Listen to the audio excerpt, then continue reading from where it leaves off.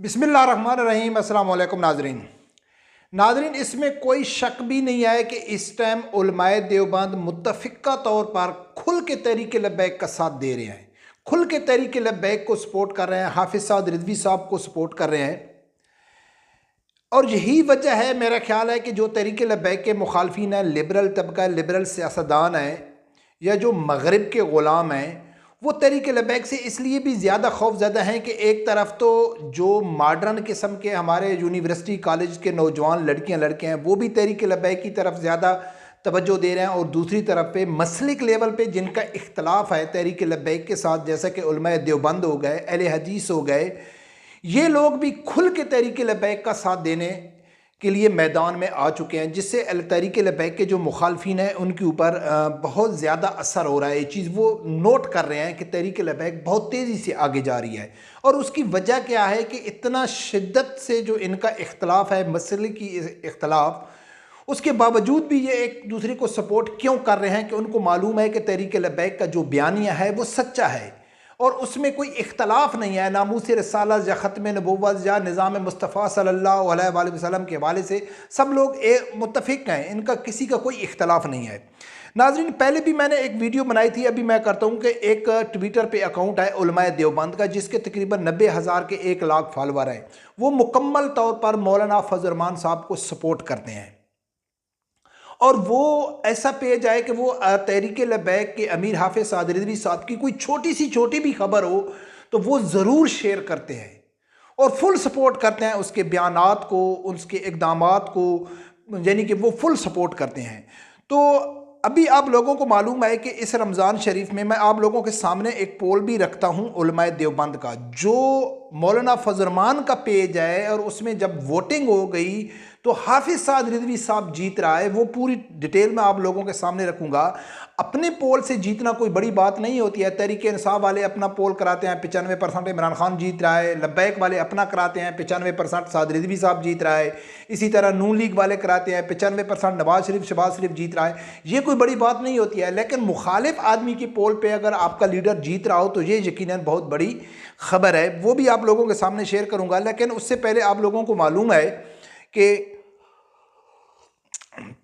इस रमज़ान शरीफ में जैसा कि हर जगह पीटीआई हो गई और ये पीडीएम हो गई, ये अपने इक़्तिदार की जंग लड़ रहे हैं, तो जो तहरीक लब्बैक है वो हर बड़े शहर में सस्ते बाज़ार हो गए या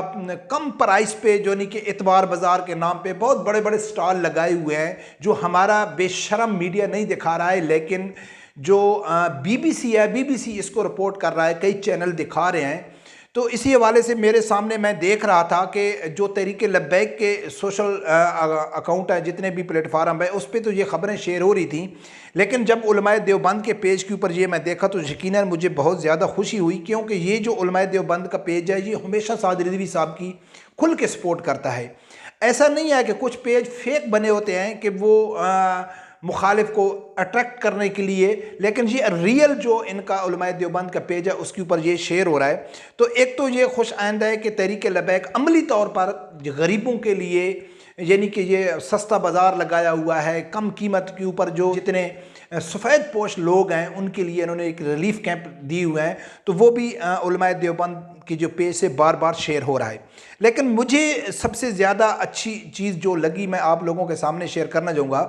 कि इसी उलमाए देवबंद मीडिया का एक पेज है, इसके ऊपर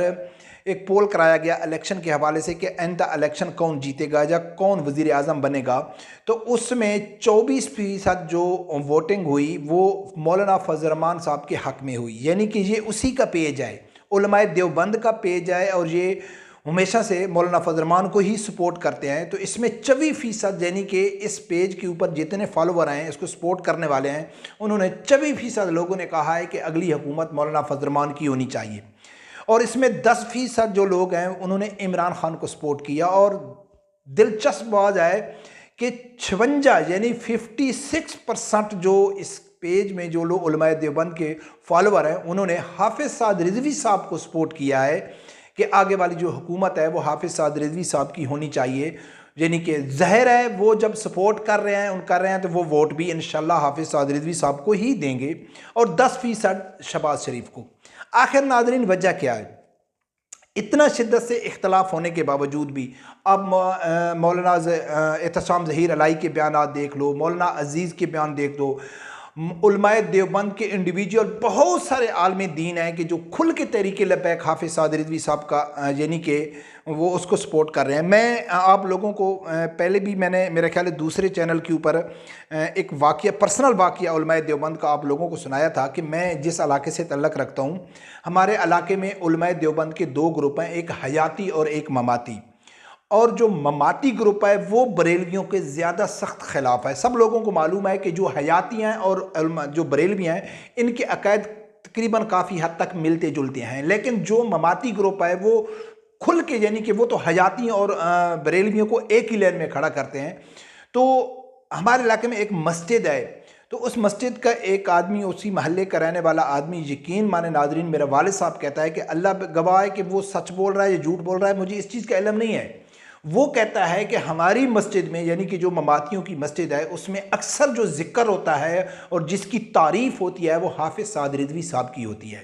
क्योंकि तहरीक लब्बैक का जो मंशूर है वो सब लोगों को मालूम है। अल्लामा खादिम हुसैन रिज़वी रहमतुल्लाह अलैह थे या हाफिज़ साद रिज़वी साहब थे, उन्होंने कभी इख्तलाफी मसला नहीं किया है। उन्होंने नामूस रिसालत, ख़त्म नबुव्वत और निज़ाम मुस्तफ़ा सल्लल्लाहु अलैहि वसल्लम की बात किया और इसके ऊपर उलमाए देवबंद, उलमाए अहले हदीस मुत्तफ़िक़ हैं। कोई इनकी इसमें दो राय भी नहीं है कि वो कहते हैं कि हम इस नुक्ते के ऊपर हम यानी कि मुत्तफ़िक़ हैं। तो इसलिए ये जो देवबंद उलमा है ना, ये खुल के